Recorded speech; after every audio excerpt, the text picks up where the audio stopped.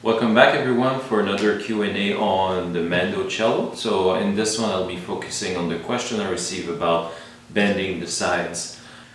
So the Mandocello sides have been in the jig for a full week, so I can feel like everything has been pretty dry. Obviously there's no glue yet, so I'm pretty sure that at this point the spring back will be very minimal. And I still have to deal with all those little gaps. That's going to be part of the next video. But I have a bit of a gap in the scroll here and at the top here around so basically I need to adjust the length here and finish the fit for this section. But the points are nice, and that's where we're at right now. So let's start with the first question that was asked by a lot of you viewers. Which is the dimensions of the sides. So the sides were thickness on the drum sander. They came in the blank that were 38 inches long, and they were just over a 1/4 inch thick. When you have a highly figured wood, like 1/8 is a good place to start. So if you go with the decimal, it would be 0.125.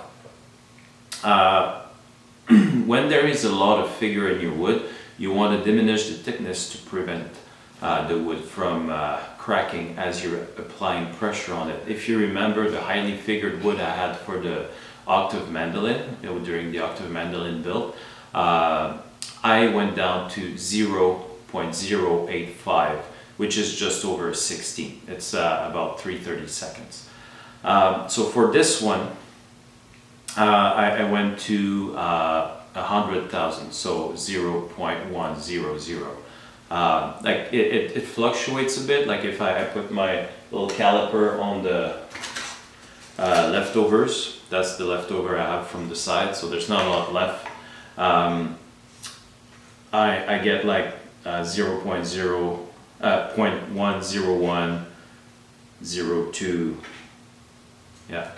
And that's pretty much constant. Here I have 0.098, 100. So that's the thickness I have. So this material was curly maple. Curly maple shows its figure mostly on the quarter sawn. And the octave mandolin that I did was quilted, which shows its figure mostly on the flat sawn. So that's another question I received by Dane Nichols, who is asking what grain orientations are the sides, flat, rift, or quarter?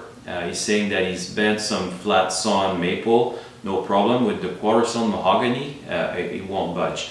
I did have a few issues when starting up. When it's quarter sawn, obviously you have the wood rings that are like vertical, and if you're trying to picture on like blown up side, you have all those little ridges that you're trying to bend or to change their shape. So there's a lot of rigidity having quarter sawn wood on two sides. So that's going to be extremely hard to bend. So that's why I try to, when I get the sides with curly figure, I try to find a piece that's going to be more on the flat sawn. And you can see that when you don't look at the curly figure, but you actually look at your grout ring. The more distance between the grout ring will show that it's more on the flat sawn. If it like very close together, then you end up with a more quarter sawn piece of wood. So Steve was saying that he liked the idea of the aluminum foil. I didn't came up with that. I just want to put that out there. He was saying that he was wondering if preheating after the strips are wrapped with a heat gun to start the steaming process would make the strip more pliable when you start forming the strip at the heating fixture. I've never tried it.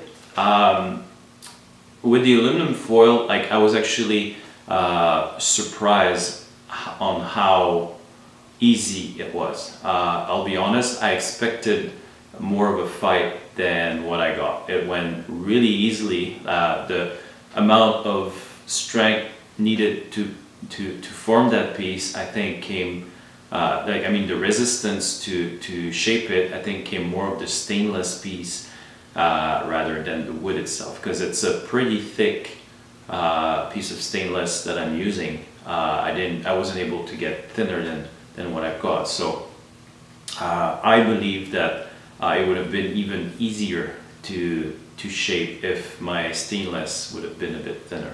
I also received a question from Thoper South.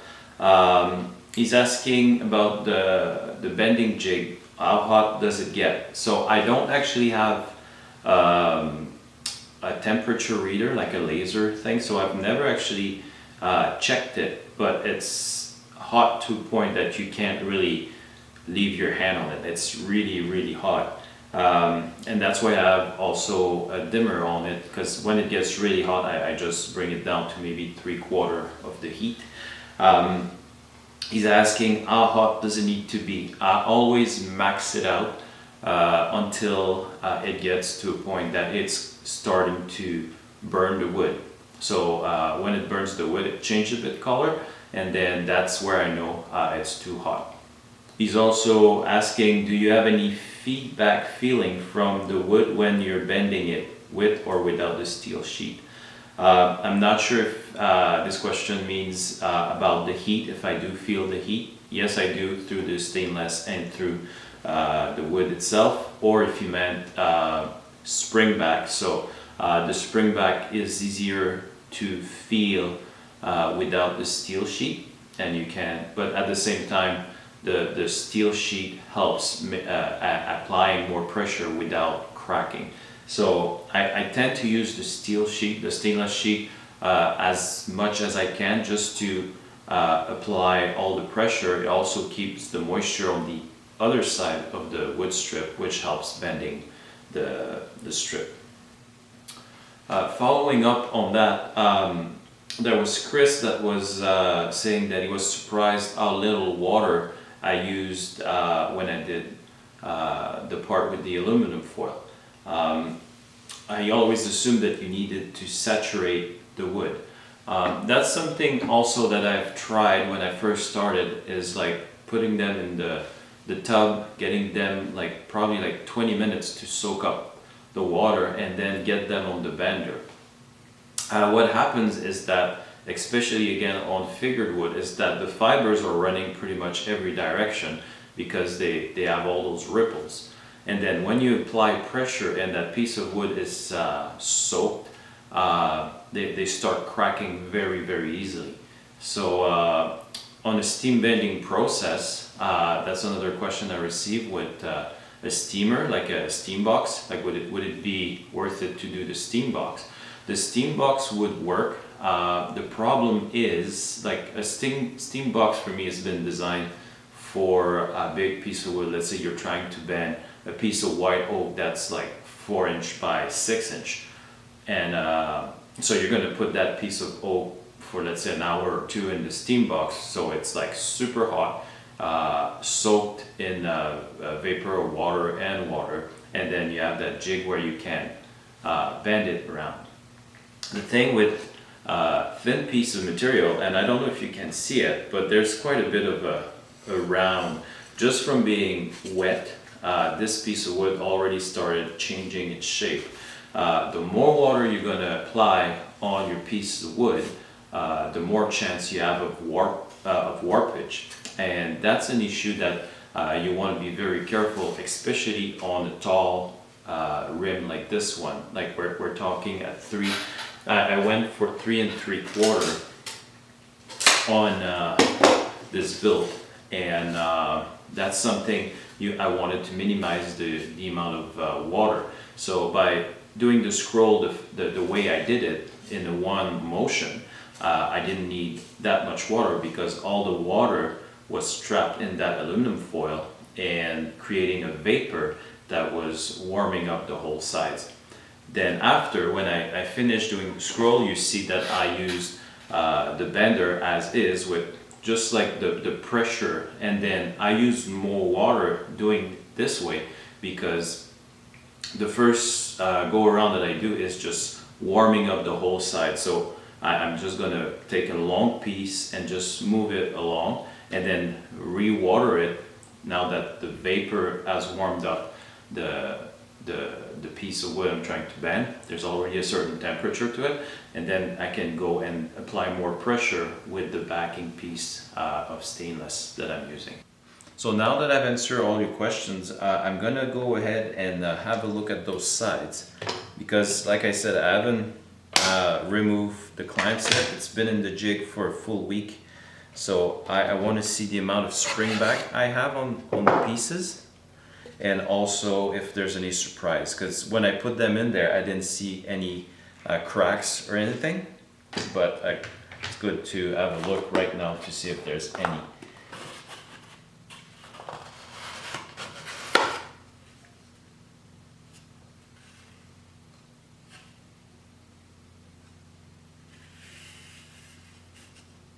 Well, I'm really happy with that.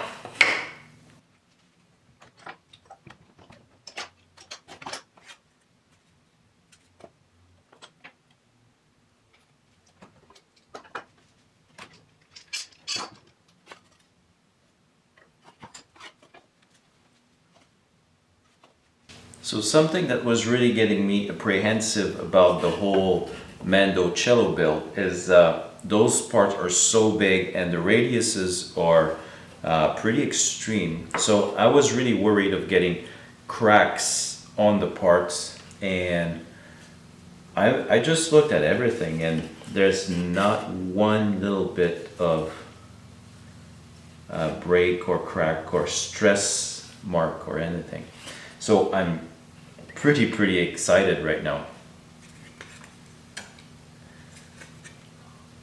So what I'll do is just a little close-up so you guys can have a look at them, and then we'll put them back in the jig, and then as soon as I can start working on the finishing of the fit, I'll start doing that one piece at a time.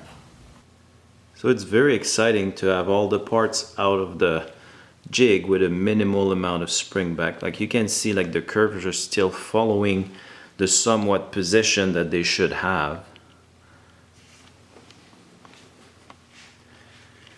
Then there's obviously, like here, there's a bit of a gap, but that's going to be resolved easily in the jig.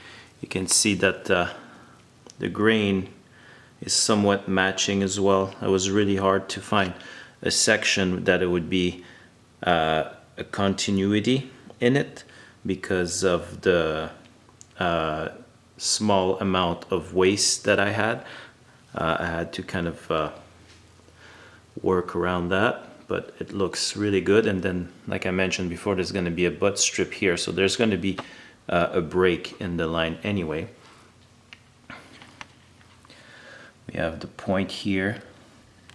Once again, the spring back creates the gap here.